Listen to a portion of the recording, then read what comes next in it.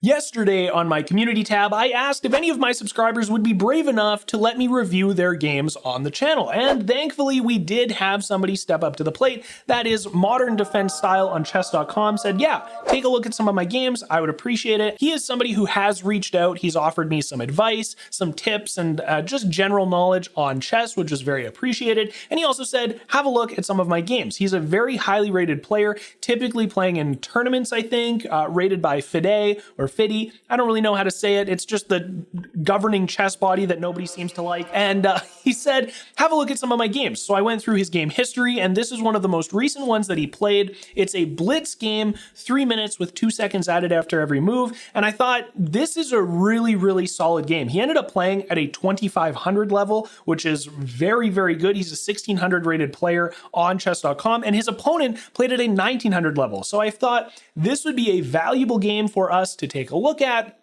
learn from some of the really good plays made and from some of the mistakes made by both players. So I think we're just going to jump into it. We're going to take a look at this, and we're just going to see how do these high level players play their chess matches. And we're going to actually notice that I have the bar thing. The bar thing, so you can see how much of the game is in favor of black or white. I figured out how to add it, and it doesn't look like ass. I'm very excited about that. So let's actually start having a look at some of the moves played, and we're going to see that white is opening with the bird's opening. This is an opening that I haven't studied or heard of before, and I'm assuming the correct play against this is to move knight to g6. Makes a lot of sense. Knight to g3 for white, and then we are going to start attacking the center. All of this does seem pretty standard to me. I think a lot of these are going to be book moves for the beginning of the game because of how highly rated Modern Defense Style is, and because they have experience in over-the-board chess as well. So he did mention that his rating on chess.com is, I think, slightly lower than what his FIDE rating is. FIDE? I don't even know what it stands for. Let me know in the comments down below what FIDE is, because I just I don't care enough to look it up. So now we've got some setups here. We're looking at some trades with bishops. We've got some protection happening. Very, very interesting. And some more pressure on the middle of the board from Modern Defense Style. And one of the things that I think is really interesting about higher level chess that I've noticed is that players are not eager to trade their pieces. In this position here, even though this pawn is hanging, white, Koba 1968, is not interested in taking this trade right away. There is, I guess it's not hanging because the bishop is here, but after the bishop goes here, there's no other follow-up attacks. There's no other follow-ups that can happen for, white to make this an advantageous trade. And then the bishop moves off of the back rank and gets involved here. So we've got the castling to castling on the same side. One thing that's also interesting about this to me is that white decides to castle, even though their pawn structure is slightly worse. This is the bird's opening. It's supposedly something that is a book, but again, I haven't studied it, haven't looked into it. It's just interesting to me that this person is deciding to castle with their structure not completely intact. Now, that's not necessarily a bad thing. I have definitely done castling in those positions as well. Just something that I noticed when looking through the game, obviously. This is interesting. We're getting close to the part of the game where trades start to actually happen. So getting the knights into position here, we've got Modern Defense Style with like so much pressure in the middle here. Like, this is just crazy. You've got pressure from the knights, pressure on this knight, pressure. There's a lot of pressure happening on the middle of the board here, and there's a lot of counter pressure happening as well with these pawns putting a lot of pressure on this. We've got the knight kind of looking to maybe get into position to put some pressure on the rook, get the rook out of position. Kind of interesting to see that we are 9 moves into the game and nobody's taking anything. Nobody's trading. And then on the 10th move, we do get the trade. So Modern Defense Style did not like the knight putting pressure on his knight and thought, okay, let's have a look at this. Let's see why this trade makes sense from Modern Defense Style's perspective. If he takes, there's either pawn is going to be taking, and then he can take and lose, or he can also, if he takes, he could take, there's also this bishop. Interesting. I'm not sure why taking here is a great idea, because if he takes, he puts some pressure on the queen, but that's really it. After he's putting pressure on the queen, he could even in this position, I suppose, move the queen over. Here isn't great. Here, he's going to defend with the queen. So I feel like that might have been a better position. I'm not using the game review or the game analysis right now, so I don't actually know if that's the best or not. That take happens, and now black is actually like hugely at an advantage, and I don't really understand why. It's pretty even in this position here. White is, I think, slightly favored. Looks like slightly favored to white. After the black takes the knight, it's pretty even, and this take is bad. Like, this is really not good for white. So we go to a bishop trade, and the bishop takes bishop for a trade on the knight, which is very interesting to me, because in this position, yes, you are going to open the king up, but at this level, I feel like taking the bishop with your pawn would have been a better move. Maybe it's not, because you let the queen develop and now the queen does have this diagonal open, but nothing else is putting pressure over here, and you're getting rid of the dark square bishop. So I feel like that might have been a misplay from Koba, because now we get a rook for the price of a bishop. That's really good. He doesn't even decide to take here, which is crazy. Doesn't even decide to take bishop with the king there. He decides to penetrate the queen, or the king's defenses, the king's pawn structure. And now he decides to take, and taking here is bad. Again, it's moving the position into a better spot for black. He then pushes him into check, stopping it with the knight. This is just a free pawn to take, because this knight is going to be pinned. So that's a really great spot by Modern Defense Style. He's now moving his bishop up. That seems like a wasted move, I guess.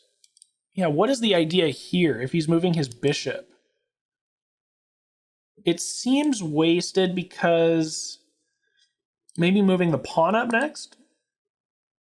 Bishop moves back after taking the free material. Makes perfect sense to do that. King is now going to move out of line, which is going to unpin the knight. Makes a lot of sense for white in this position. Queen is going to slide over. I'm still confused about this bishop move. I don't really understand what the concept or the idea was for the bishop there. Now he gets to move the rook, which does make sense. Is there a better spot to do this? Like, when he moves his bishop back, like in this position, I guess getting the bishop ready does make sense. Bishop moves back. Is there anything like different that could be done here? I don't know. Maybe not. Takes. And white, like black is just winning the entire game. With every move being made, black is just winning, taking material, getting into a better position. This is really nice here, doubling up your queen and your rook on the G file just by moving the king out of the way into a better defensive position. Queen is getting put under attack here, but bishop taking just makes sense because you are able to keep the... is this called a battery as well when it's on the same rank or file? I don't know. Let me know in the comments if this is also called a battery. I know it's called a battery on the diagonal.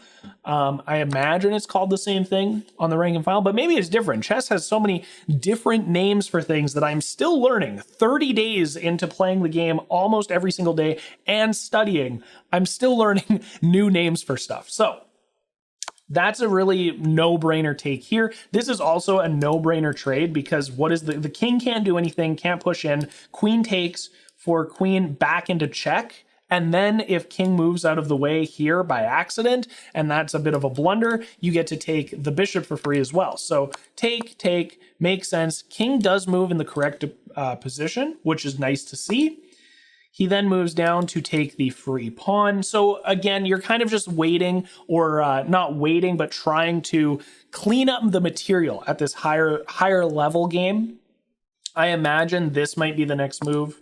Oh, not the next move. I thought maybe putting some pressure on this and getting the bishop involved, but no, we're not going to do that, which again might be a mistake. Maybe it isn't a mistake. Maybe all of these moves are good for white, but I'm seeing a lot of positions in white where if I was there and probably not playing a blitz game, but playing just like a rapid game, I would maybe see these positions. Like, it just makes sense to kind of open this up, because right now your bishop is like 3 moves away from being involved, whereas you do have, you know, you've got this to get the bishop involved on this side. You've got this to get the bishop involved over here. Literally threatens this and then can put the king into check if the rook does decide to move or take. So there's a few things in this position that I would consider doing differently if I was in white's position. Okay, so yeah, free take there. Obviously, that makes a lot of sense. This is going to defend, which makes, that's actually a great move, right? Because now you're going to move your pawn to h5, and if he does decide to take, that's just a free rook for white. Putting a little bit of pressure here, also opening this up, like I said, probably was a good idea a couple moves ago. That take makes sense. He's going to take this. That leaves that pawn undefended. This does open this pawn up, which now, again, look at this. Look at the foresight. Look at the ability for modern defense style to say, hey, you going to put me into check? No, you're not. I'm going to do this so you can't get onto the back rank. He is going to take, try to even up that material differential, I suppose what you would call it, the difference in material here. Putting him into check. King threatening to take, which I think is totally fine. That makes a lot of sense to me. This is going to what? I guess you're going to create a discovered check opportunity. Discovered check here is interesting. He moves, putting him into, okay, putting him onto the, how do we number these ranks, guys? How do we number these? The 7th rank, I guess? That would make sense to me. If I'm saying it wrong, let me know. Call me an idiot in the comments. Putting him into check again. Oh, interesting. Putting him into check again. And instead of maybe doubling up on the 4th rank, which could be interesting because if you double up on the 4th rank here, and then the king could move here, I suppose, to stop your pawn from developing. You also do have this. So now you've got, you know, a couple options as white. So this is actually big brain play by modern defense to move over to the G file. Putting, okay, bishop is going to put black into check. We're going to defend with the pawn. Makes a lot of sense. We don't want to move the king if we don't have to in that situation where we've got some pieces around it. We're back into check. He moves. And this is going to be, I think, a big old checkmate. Oh, not a checkmate there because the king is able to get defense behind the pawn. I know this game ends in checkmate. How does he do it? How does he do it? Oh, he times out. It's not a checkmate. Interesting. This, though, does not... Oh, this is really interesting as well because with this pawn defending here, how does he reach checkmate in this position? This makes a lot of sense. This is great because the pawn is defending. And then do you do... What? Then you take, because he can't take, and then he can't take either of these. But then he can move here. Interesting. I don't actually know how you would achieve checkmate in this position. What is the next move? He could go... He can't go there. He could go here, I suppose, or he could go here. That puts the knight into check. Then maybe here. And then what? And then what?